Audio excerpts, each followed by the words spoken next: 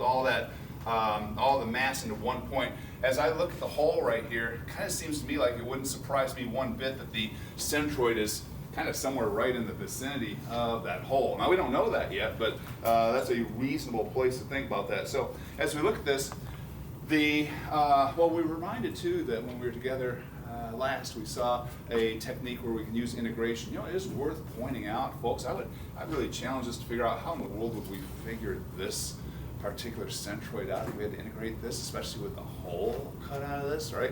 How do we do that? But we don't need to. We go back to what we talked about the other day, that very straightforward table that's always going to look the same here, folks. The first thing we're going to do is we're going to memorialize a number of shapes. We're going to look at the area of each one of those shapes. We're going to call that area A sub I. We're going to look for the x value of the centroid of the individual shape. Right next door to that, we're going to take the product of these two columns right here. So this will be the A sub I, X sub I product. Next door to that, we'll have the y value of the individual shape's centroid. And then our rightmost column, will be the product of the A sub I, Y sub I's. So the takeaway here, the trick to do this one, is to imagine then, well, what fundamental shapes would we use to actually make a real shape like this? And folks, there's a lot of different ways, just like all these, there's so many different ways we can go about doing this. So, for example, here I see where we could take one full-size rectangular plate like this, cut a triangle out, cut a circle out, and that would get us this shape. Another way to do that would be to recognize that we have a rectangle down here. We could take that rectangle, we could add this triangle to that, and then we'll take away the hole. That also gets us to the shape. There's a number of different ways we can do that, folks. Again, there's no single right way, but it's important to understand that every way you go, if it's a legitimate way to make the shape, then your centroid will in fact be the same. You don't have to worry about it being different. So okay, with this one here, what are you thinking? Well, how about we do it this way, folks? Let's take the easiest, what I think is the easiest way to do this. I see a rectangle on the bottom. To that rectangle, we're going to add a triangle on top of it. And then from that, we're going to subtract the circular cutout. So if we want to give these names, how about we call this one shape number 1, let's call the triangle shape number 2, let's call the circle shape number 3. So over here in our table now, we're going to memorialize those. So 1 shape, 2 shapes, the 3rd shape here, and remember we talked about this the other day, since shape 3 is area that's being taken away from this, taken away, then let's memorialize that by just remembering that we're going to be subtracting the area from that one right there. Now, it's also incumbent for us to remember too, folks, that as we will now start filling in the table, remember, and man, I cannot understate this enough, remember that every measurement must be taken from the same place. Trust me when I say, if a mistake is going to get made, this is the most common likely way that it's going to get made. So in our case, the y-axis is defined over here on this left side of the shape, the x-axis down here on the bottom of the shape. We're going to use those for our common measurement points for everything, for those axes. But I want to point this out to you too, folks. Imagine how we could also, if we wanted to, we could have defined the x and y axis as having its origin right here in the center of this shape. So the y-axis goes up here, the x-axis goes over here. Imagine if we did that, and then we're still filling out the chart over here, the table over here. Question becomes, is it still going to work? Answer is, of course it's going to work. But remember, again, all measurements are taken from where you define your axis. So what you'll see different that time is that the value, the final value for x bar, the final value for y bar will be different than what it's going to be here, obviously. But it's going to be different because those values are going to be measures from where you define the alternate x and y axis. All that's just a long-winded way of saying this technique's going to get you where you want to go every time. You can trust it. The key to this, folks, is doing it, executing on this thing, just knowing it's going to take you to where you want to go. Let's start with shape number 1 over here. We need this area. And as we look at this here, folks, remembering that all dimensions here are in inches. So I see my rectangle here. I don't know if this helps you or not, but let's just assume it might. I'm going to kind of lightly draw in blue line here so we know here's shape 2, here's shape 1 down here, here's shape 3 over here. If that helps out, fine. Rectangle here, folks, has a base of 10, height of 4, which means the area in this is going to have 40 square inches. So 4 times 10, of course, is 40. How about that x sub I value. Well, remember, x sub I is the x value of the centroid of the common shape, or the individual shape that we're looking at right now, measured from our common measuring places. In this case, x is going to be measured from the y-axis over. So as I look at this rectangle here, I already know the centroid is in the geometric center. If the base is 10, and this is in the geometric center, then this, of course, is going to be 5 from the from over here, 5 over to its centroid. So 5, we know that this column right here is nothing but the product of these two, so 40 times 5, 200. And we're off and running. How about the y value? Well, as we look at this here, we see that the height here is 4, and the y value of the centroid, remembering the centroid in the rectangle is in its geometric center, so from the x-axis, halfway up to 4 is 2. So plug that in right here, and finally, this is going to be area 40 times this value here, 2, so 40 times 2 is 80, 1 and done. Now on to the next piece here, folks. Shape number 2, triangles. All triangles have areas 1/2 their base times their height, right? So as we look at this triangle right here, as it sits, its base is 10, its height, well, here we're going to be a little careful. We see that the overall height of the shape is 5 and 3, so an overall height of 8. But we see 4 is gone from right here. That means this height where I'm holding up my fingers here is going to be my 8 minus my 4, which is 4. So okay, I got 4 for the height, 10 for the base, and half that. So 4 times 10, 40, half that, 20. So my area for this particular shape, therefore, is going to be 20. And we move on now to the centroid of the common shape here, the common triangle in this case. Well, let's go back over here and let's remind ourselves that with triangles like this, working from the flat edges, the centroid is 1/3 the base, so this is b over 3. We saw this the other day. And this distance right here is going to be the height over 3. So since this edge here aligns with our common measuring point, and this is the base over 3, the distance from here to here, base over 3, if the base is 10, then 10 over 3 is 3.33. So that's an easy plug it in, crank it out. So 3.33 here, and so I'll have now 20 times 3 is 60, and then 1/3 of that more, 66.67, I believe, if I'm doing my mental math right, which is always dangerous, but yep, it seems I got this one right. So now on to the y sub I. So here, folks, let's check this out. We've already indicated that we know that the height of our triangle here is 4, not 5. 4 for the height. 1/3 of that's going to be 4 over 3, right? So the mistake that's just waiting for you to make is come over here and write in 4 over 3 or 1.33. Remember, it's got to be taken from the common location. So we had a height of 4 just to get to the base. From here to here was 4, and then to that I'm going to add another 1.33. So 4 plus 1.33 is 5.33.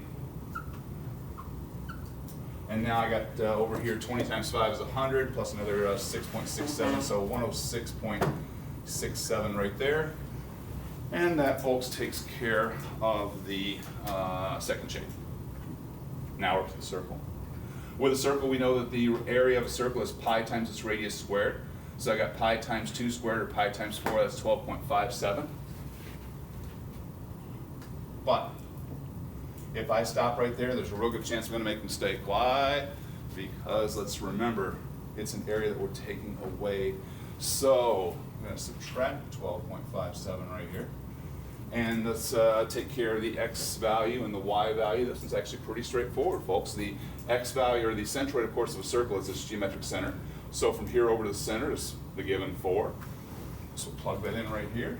From here up to the center is the given 3, so plug that in right here. And 4 times 12.7 leads us to, or 4 times negative 12.57 leads us to minus 50.28. And over here we would have 3 times negative 12.57, so minus 37.71. And folks, just like that, we have filled in and completed now the table. Obviously, the hard part's done. Now, at this point, let's remember our steps, our recipe, our process, however you want to think about it. We're going to add up this column here. We're going to add up the product columns. So over here we got 40 and 20 is 60 minus 12.57. That's going to give us an area here of 47.43. Over here, 266.67 minus 50.28 leads to about 217.39. 217.39. Over there, got 186.67 minus 37 some. That's going to give us 148 point. I'm getting 96 on that one right there. And then our last step here, folks, is the final calculation of the centroids. Let's remind ourselves, we saw this the other day, that x bar now, the centroid of this, the overall centroid of the shape, is going to be the sum of the a sub I, x sub i's, in other words, this column right here, divided by the sum of the a sub i's, which is really just the area. So in that case, we'll have 217.39 divided by 47.43. And if we crank that one out, folks, we're going to end up with 4.58 for that value. And then the y bar value. The y bar value looks very similar. We're taking the sum of the products over here, the a sub I, y sub i's. So sum of the a sub I, y sub i's divided by the sum of the areas or the overall area. So here we're going to have 148.96 dividing now by the 47.43.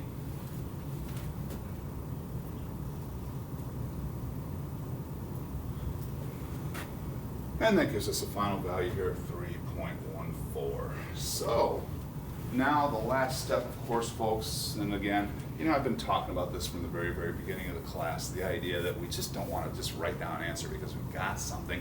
We want to write down an answer because it makes sense. So when we go back here, and by the way, that was a factor in the midterms, I'll be talking about that shortly.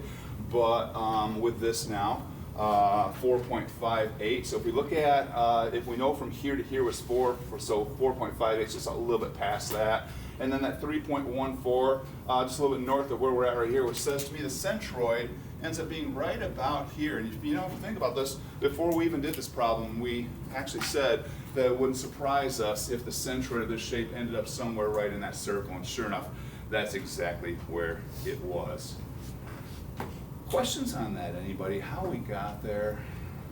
So the question, of course, becomes, do we gain anything more by taking a look at yet another example problem of a centroid?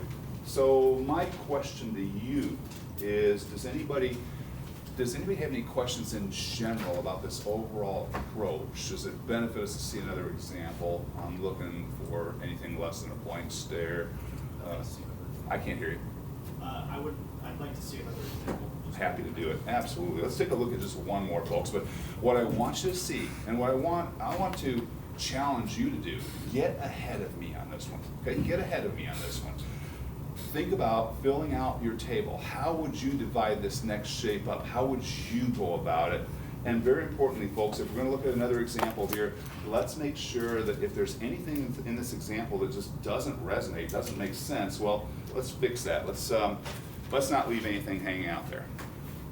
So I'm actually picking one here, folks, and I want to be honest with you.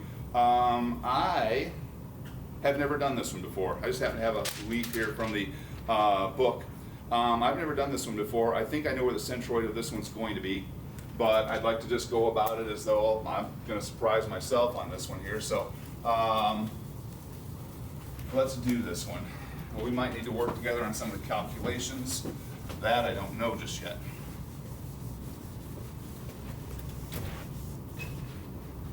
Oh, shoot, make that a little easier.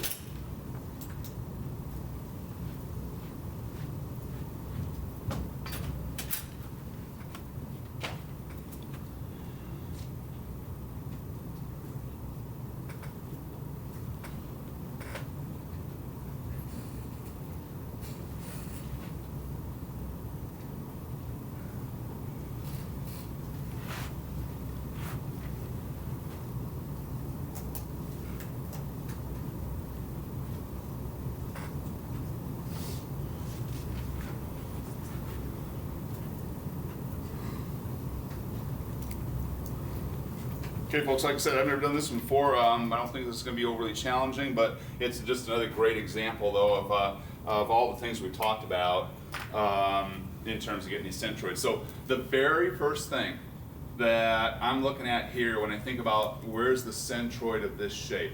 So what do we have here? We got ourselves a right-angled bracket here, a couple of holes cut out. I'm noticing that this hole here and this hole here has the same radius. I notice that they're located in the same places, so it's centered on a 4-inch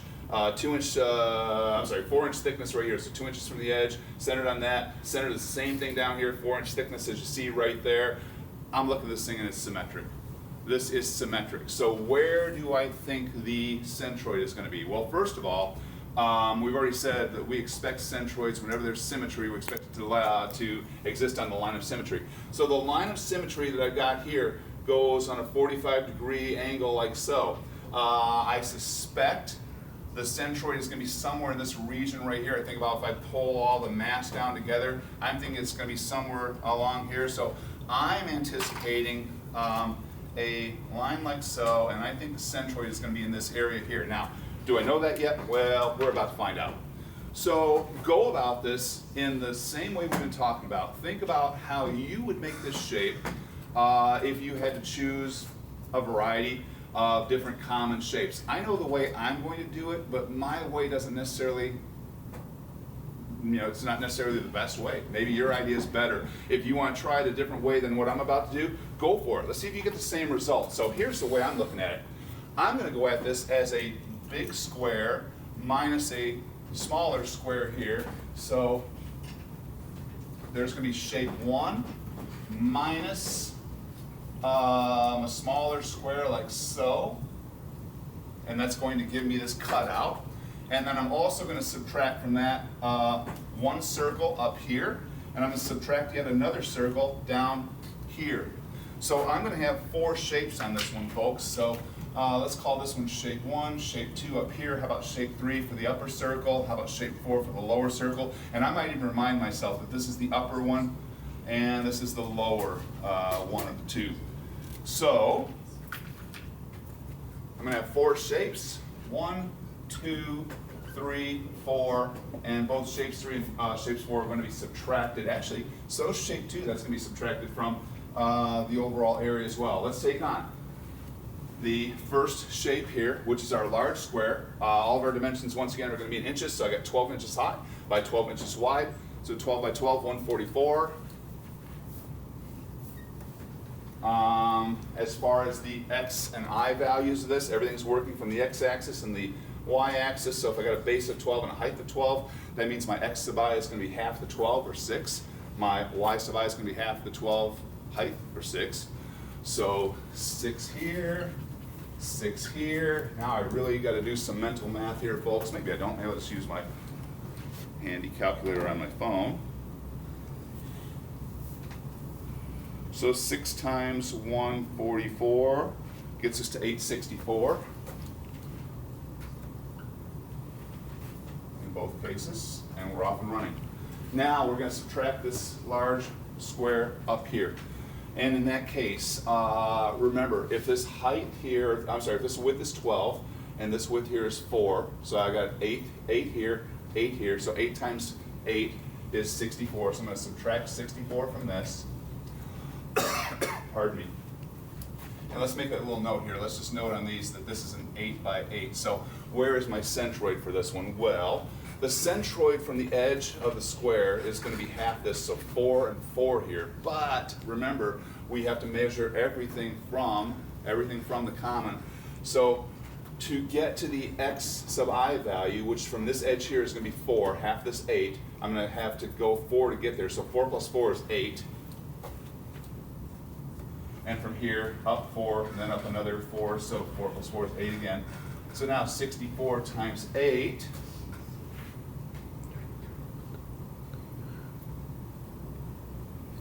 that's 512.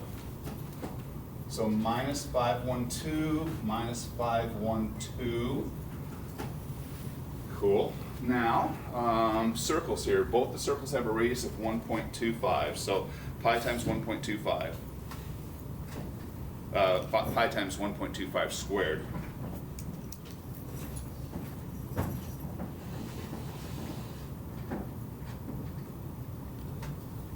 I'm getting 4.91 for that, folks. So minus 4.91, minus 4.91 for that other area down here. Let's take on the upper one first. So the x value of this one's going to be 2. That's just a given dimension, so 2 for that. The y value, also given to us as 8. I'm going to plug in the products in just a few minutes. For this circle down here, its x value is going to be 8, its y value is going to be 2. And so 2 times minus 4.91, 9.82. So this is minus 9.82. Then 8 times that, 8 times 4.91, 39.27. So minus 39.27, minus 39.27 here. I wrote 28, but it should be 27. And minus 9.82 here. So with all of that, folks, we've got the chart filled out. Well, okay, at this point, we're just following the same old. There's nothing new at this point. We're just doing the same old thing every time. So we need to add up these areas here, folks. Let me knock that one out. So I got 144 minus 64 minus 4.91 minus another 4.91, and that leaves me with 70.18.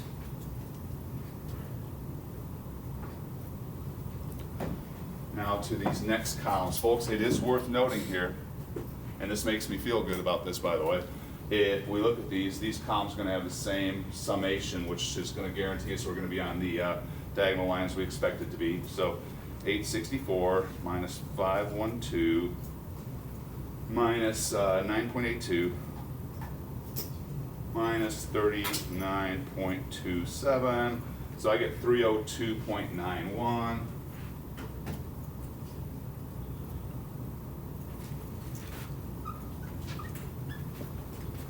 And with that, folks, we're just down to our last steps here. So let's note that x bar is going to be the sum again of the a sub I, x sub i's divided by the area of the sum of the a sub i's. Y bar is going to be again the sum of the a sub I, y sub i's divided by the sum of the a sub i's. Worth noting that both of these are exactly the same, so 302.91 divided by 70.18, also 302.91 divided by 70.18, and that is going to be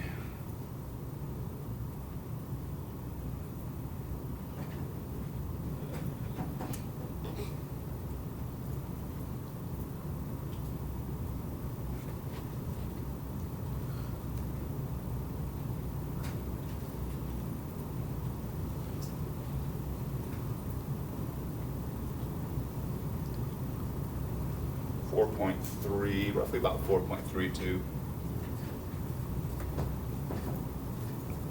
And if you go back to where we thought it was going to be, folks, missed a little bit. I thought it was going to be a little bit further away. It's actually really close to right about here, but right there is where our centroid is going to be located on this bar. Still certainly within the neighborhood that we thought it was going to be. And there you have it, folks. There you have it. Now, questions on that? Anybody? I think I see one. Yeah, I did it differently. Yeah, sure. I did it where I cut in, so the leftmost tall one, I made that a separate piece to the bottom third. Yeah, nothing wrong with that. Did you get the same result?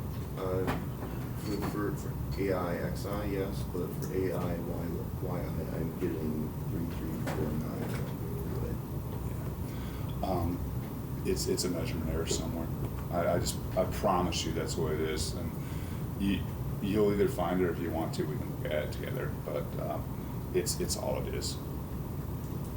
is truly one of the hallmarks of this, that just doesn't matter how you go about it, you will get the same result. And if you didn't, there'd be an error. Plus, if you think about that, if you've got like three, like you point out, three, I think it's at 330 something for the a sub I, y sub i's. If we did that, then that's going to pull that off of the diagonal line of symmetry, and we know it can't be that, so it's just math error. Math error, probably. Other questions, anybody on this before we leave it alone? Okay, sweet. All right, so that's going to put centroids to bed, sort of. Now, we're going to spend significant time looking at some distributed load examples, but I just want to give you one, just to kind of get the conversation started. And then we'll call it good, because I want to spend some time talking about the midterms too. So, let's do that.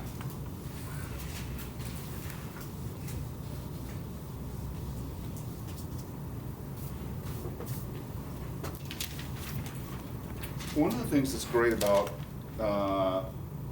discussing or looking at distributed load problems is now, folks, we're really truly at the point there's really almost nothing to talk about short of this.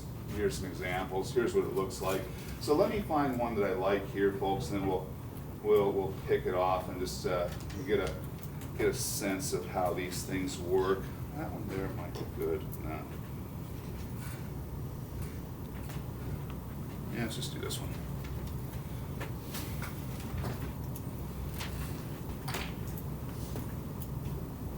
You're looking at this and maybe you already realize that a sub x is going to be 0, but we're going to prove that out here shortly. But before we go there, think about this. If this did not have a distributed load on this, if this just had a force or a couple of forces applied to this beam, and in other words, we're just back in the old days of just same old, everybody in this room should know how to solve this problem here. It's summing forces in the y direction, summing forces in the x direction, well, free body first, and then taking a moment equation about something. 3 equations will get us those 3 unknowns. Done. Simple. It's all there would be to this. But this one here, folks, is different in that it presents us with distributed load. So the goal, as we know from what we talked about the other day, the goal is going to be to convert the distributed load into its equivalent point loads, and once we have the equivalent point loads, then we know what to do with it. So no real problem with that. We just need to look at the shape of that distributed load. Now, put your minds in the same mode that you were just in a few moments ago when we thought about centroids. As we look at this shape right here, we see a shape that we can contemplate. Imagine there's the line down here that closes this out. So we have this polygon here. As you see me sketching out with my finger here, we see a shape that we can readily make by combining a couple of common shapes. We all should see that there's a common shaped rectangle right here with a triangle sitting on top of that. So let's draw that out here, folks. Let's let there be a shape 1 that's a rectangle, call it shape 1, and then on top of that we're going to have another shape up here which is a triangle. Let's call this one shape 2. As I talked about the other day, and when we get back together again on whatever day, Thursday I guess it is of this week, when we get back together on Thursday, we're going to dive into this with a little bit more depth to make sure that we're all on the same page of understanding. But remember, with distributed loads, 2 things we got to accomplish. Number 1, what's the equivalent magnitude, and where does that equivalent magnitude force pass through? Answer on the first one. The magnitude is nothing more than the area of the shape. That's literally all it is. What we need to be able to do, though, is put the numbers in that fulfill what that is, that fulfill that area. The where is that equivalent force must pass through the centroid of the shape. So let's take shape number 1 first. Shape number 1 is our rectangle, and I'm going to kind of draw this in. I want to do this kind of like this, folks. I'm going to actually make it clear that we got a rectangle down there, which means I can also put a bunch of arrows in right here. And I only do this because it helps me. It's not necessary. But I now am looking at 2 distributed loads there, and I want to focus on the rectangle. The equivalent magnitude is going to be the area of that shape. Let me do something really fast here, folks. I think this is going to help us out. I want to redraw my beam here. Now, thinking about this rectangle, the area of a rectangle is its base times its height, right? The base here, folks, we see is 4 feet plus another 3.5, so we have a base of 7.5 feet.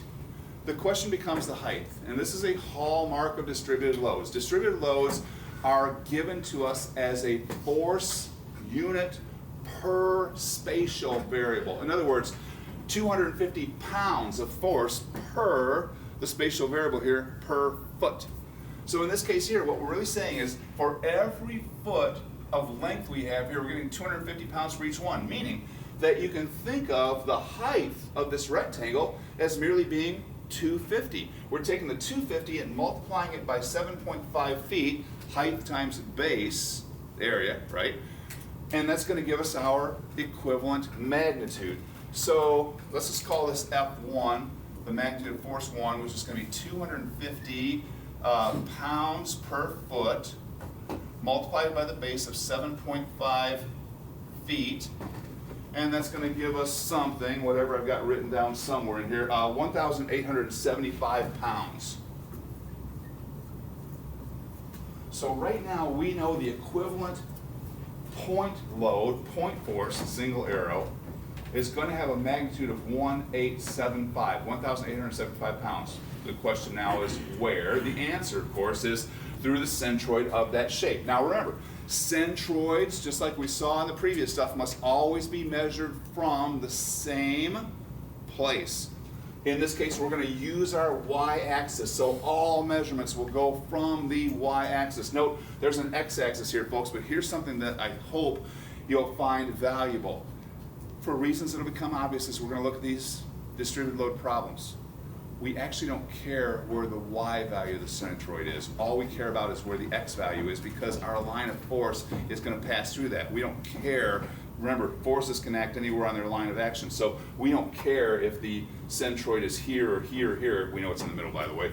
We don't care that this one's elevated this high, but we just need to know where it is from the y-axis. So working with the rectangle first, the centroid of this, of course, would be as a rectangle in the geometric center. So if this base is 7.5, then half of that's 3.75, which means, so I'm going to call this x1. So x1 would be then the base of 7.5 divided by 2, which is 3.75 feet, which means now as I come over here, folks, I can replicate this force here as right at, what do we say, 3.75 feet. So think about this, 3.75 is the halfway point here. So I've got a single force right here of 1,875.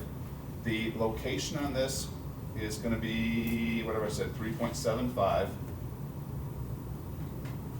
And I've got one of these forces done already, just like that. Now to the triangle, and here's where we have to be careful. So the triangle, as we know, the area of a triangle, let's do this, let's call this one force 2, which is going to be the triangle here.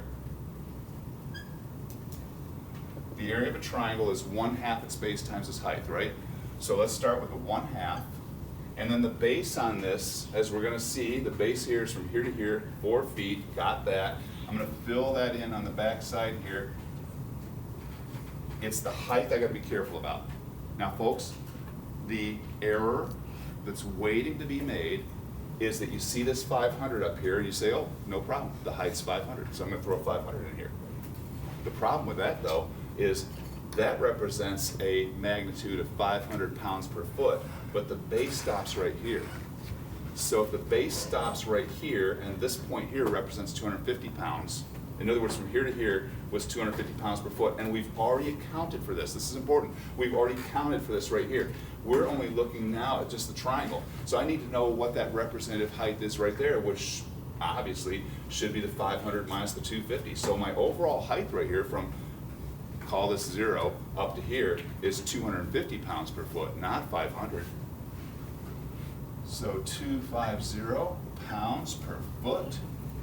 And with that, so 4 times 250 is 1,000, half of that, I'm going to have 500. So my F2 is going to be 500 pounds. And then my X2 value, which is the centroid, the X value of the centroid of the triangle. So folks, as we all know, of a regular triangle like this from the flat edge, the centroid is 1/3 of the base from the flat edge. If the base is 4, then 1/3 of that is 4/3. So 4 feet divided by 3, or 1.33 feet, like so. So now I come over here to this. I can now throw in my other force right here, which we said was 500 pounds. And this distance here is 1.33, just like that. And now look at that. This is the salient point.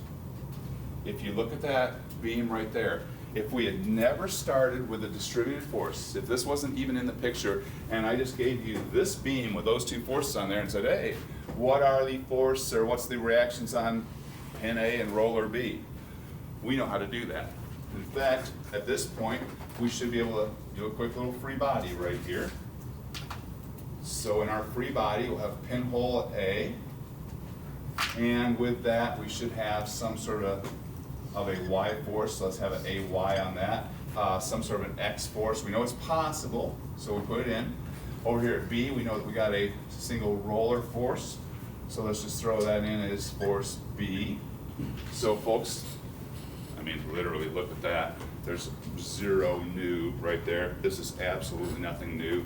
And now at this point, we just solve the problem. So if I want to sum up forces in the X direction, check it out. I got AX, I don't have any other X forces, so AX is gonna be 0 as we suspected. If I sum up forces in the Y direction, I've got AY plus B minus 500 minus 1875, all that's equal to 0. That tells me that AY plus B is equal to 2,375, and then I can take a moment about any place I want. I think a very obvious place would be about point A in this case here, folks.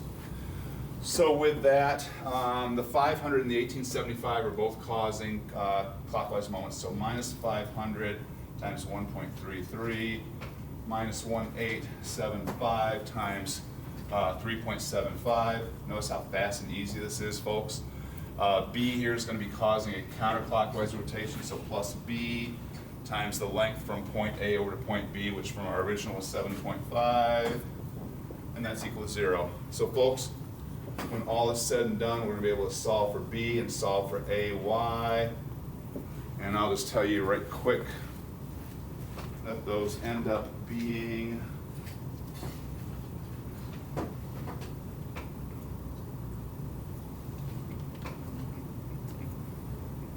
believe it or not, I didn't write them down, so won't take but a second though to figure this out. So 500 times 1.33 plus 1875 times 3.75, and all that's divided by 7.5, which leads us to B is equal to about 1,026. It's 1,026 point something, and that's going to leave about 1,249 if I'm doing my mental math right here.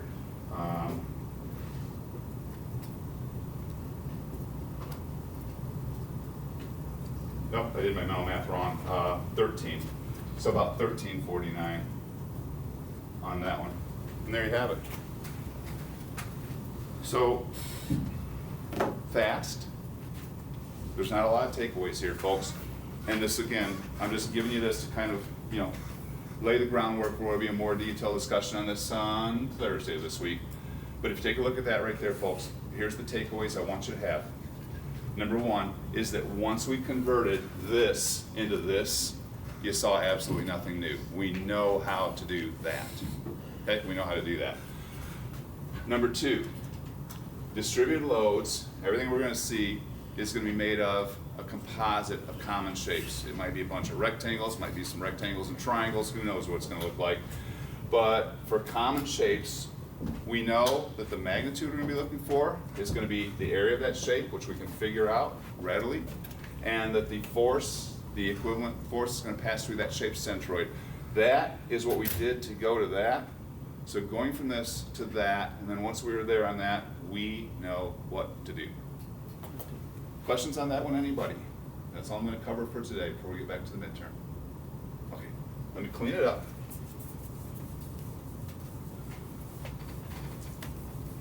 Exams, it's always the case. I gotta tell you, in this class, and I'm personally just looking around the room, not looking at anybody in the eyes, I'm not calling you out just yet, but this has been a course where we've had some problems with engagement. And I've probably indicated that to you before in some of the times I've snipped back about paying attention and pulling your head out of your laptops and all that kind of stuff. This course, or this particular section, had the lowest class average of any midterm I've ever given. Your class average in this class was 78. Now, in comparison to the 335 class, their class average was 90 on the exact same exam, 90. And we got 78s in here. So the question becomes, was there a lot of people that didn't do well? No, I think I handed back about 6 perfect papers in here. About 6 perfect papers. So what we saw was the same old, or what I saw was the same old of it's a tale of two sides of a coin. There, and by the way, I passed these back with a specific purpose because I wanted to pass back exams so I knew exactly, you know, who was doing well and who's not. The did well group, I would say that the class average for the did well group is probably low 90s. And the class average in the not did well group is way below that. So the question becomes, and some of you of course should be looking at your paper right now and thinking either A, I'm in great shape. If you're looking at your paper right now thinking you're in great shape because the number on the top of the paper is what you'd like, you're in great shape. There's gotta be some of you though looking at your paper and going, oh geez, what do I do? All right, what do I do? First of all, this is for everybody. I said this at the very beginning of this course, so I'm going to say this again. You must understand that you are in college now, and you can either be seen as a child in college or as a professional. It's your choice. The people who are going to hire you are not interested in children. I ran into another person, I think I told you guys this story about how a person I work with who's a medical device company CEO told me that his company doesn't even look at people less than 30 years old because they're coming out of college less than 30 years old because they don't believe they're ready. You guys imagine that? Anybody here over 30? How do you like that idea? How do you like the idea that people who might be hiring you look at you and the mere fact that you're under 30 years old means they're really not interested because they don't believe in you, right? Now that's somebody said that to me a couple of years ago and I thought, wow, that's unique. Just last week I ran into somebody who said the exact same thing, only this person said 35. I guess there's nobody here over 35. So how do you like that?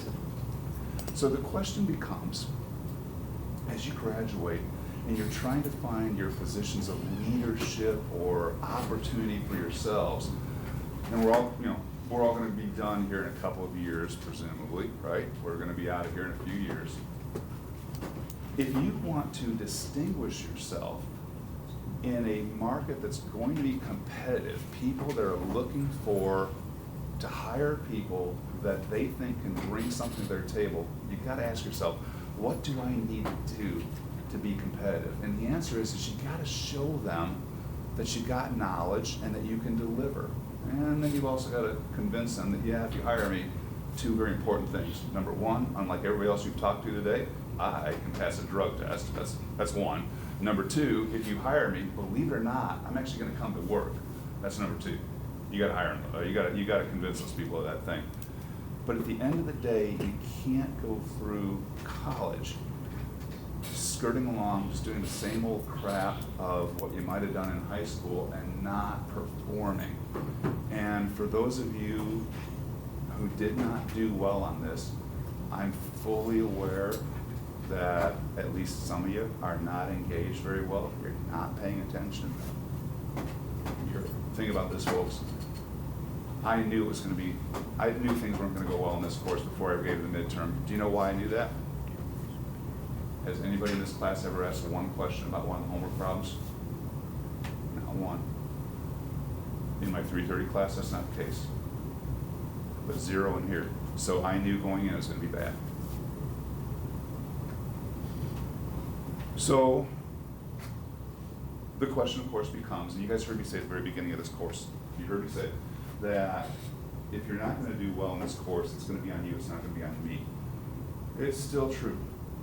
It's not over with. This, this midterm doesn't portend anything. All it means is we got some stuff that needs to get fixed, right? We've got to fix some things.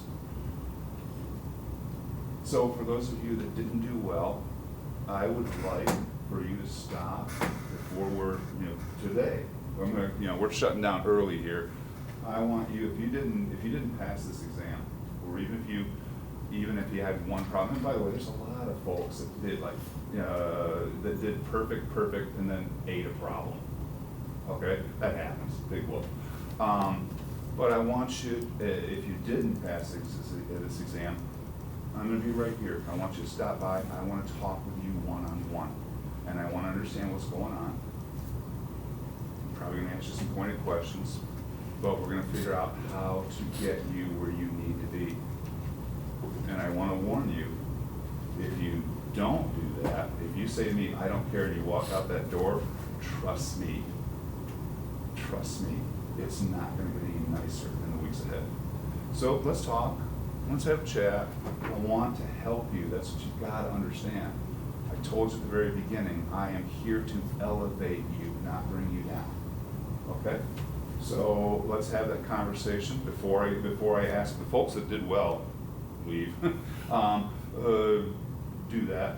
But does anybody have any questions about the midterm before we check out? Yeah, far away. One question is, so zero force member, it doesn't matter if there's a force on pins or not? It doesn't. And so I'm so glad you asked that question. So of course the reference here is to problem 3, right? So here's the thing on problem 3. And by the way, folks, problem 3, I had a lot of people work it both ways and caught their issues. You may have, you may not have, but boy, oh, how smart it was for those that did. Problem 3 was actually one of the few problems that I might argue that I think the method of joints was easier than the method of sections. However, if you use the method of sections and you did the math right, you would find that BD was a zero force member, because it turns out that the forces are equally, the distribution of forces in these means that the resultant in the y direction down there ends up being 0. So, but you had to do the math exactly right to get that one. So yeah, it was a zero force member, but very importantly, only because these members were taking care of all the forces. So great question. And by the way, folks, let's just real quickly, I just want to walk through some of the general, so that everybody hears this, the general grading. So all those problems were graded on a 4-point scale. I don't try to play God and try to make up my mind what's the difference between a 98 and a 97. There's just no such thing, right? So it's a simple scale. 4 points means you did it exactly right. If you made a math error, everything else is fine. You made a math error, 3.5 points out of 4. That means you still get an A on that problem, right? So we're not worried about that. A fundamental error typically was a 3. Meaning you did good, but you made a fundamental error. Then anything south of that, kind of have to look at it. If there were a couple of fundamental errors, usually a couple of points. The hardest part, though, is when I don't have anything at all to work with. Case in point, there's a few papers in this class and in the 330 class where folks tried to solve the truss problem, not using the method of joints or the method of sections, or something that didn't resemble either one. In that case, there's just nothing to work with there. So that gets a little painful in dealing with those. But I have to look at those on an individual basis. As far as the free-body diagram problem for the wrench, there's a couple things I want to point out.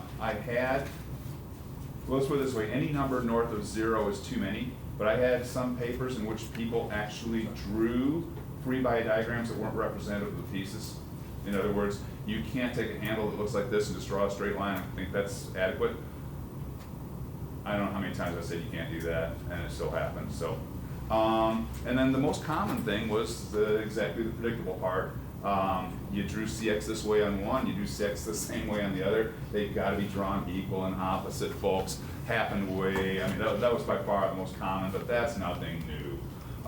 So other than that, free body diagrams problem generally went well. Odds and ends things, some folks recognize the 2 force member and call the force on that AB, but then use AX, AY on the other components and like BX, BY on the counter component. Guess what?